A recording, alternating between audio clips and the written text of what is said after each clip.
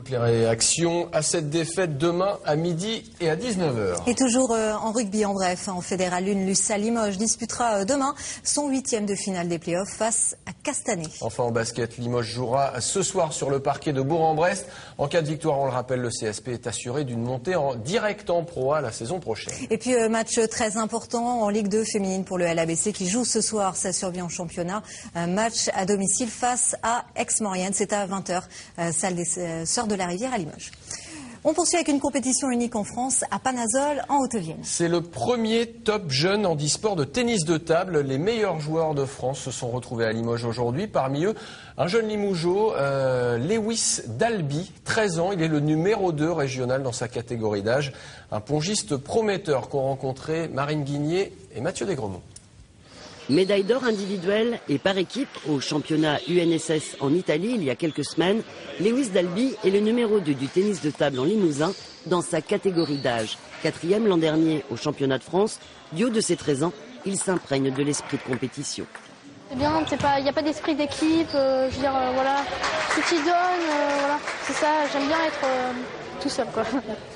Lewis évolue en valide à Saint-Thirier et en handisport à Panazol. Depuis 4 ans, après s'être essayé au football et au tennis, il a trouvé sa discipline. Il souhaiterait devenir sportif de haut niveau. J'aimerais bien essayer, je veux dire, déjà faire des tournois européens ou des choses comme ça dans les années à venir et essayer de progresser pour aller au JO peut-être de Rio. Atteint de pieds-bots et d'une paralysie musculaire en dessous des genoux depuis sa naissance, le jeune Limougeot compense son manque de déplacement par une très bonne lecture tactique du jeu de son adversaire. Son secret, 4 entraînements hebdomadaires. Confidence de son entraîneur, Benoît Froment, Lewis a toujours un coup d'avance. Mais qu'en pense Brice Mancier, numéro 1 régional, dans la catégorie des valides de moins de 15 ans?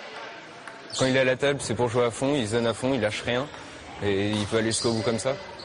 Depuis plusieurs années, le club de Lewis est un vivier pour la Fédération française de handisport. 5 joueurs du Pana Loisirs Handisport se sont qualifiés pour le prochain championnat de France. Nous, on a la chance à Panazol d'avoir Jean-François qui est, on va dire, pas numéro 1, il est numéro 2 voilà, mondial, ce qui fait rêver un petit peu les jeunes, donc ils ont envie de venir chez nous. C'est le seul club en France, en tout cas, qui a un entraîneur à mi-temps qui est exclusivement réservé au tennis de table handisport. Donc pour nous, c'est extraordinaire déjà d'avoir ça.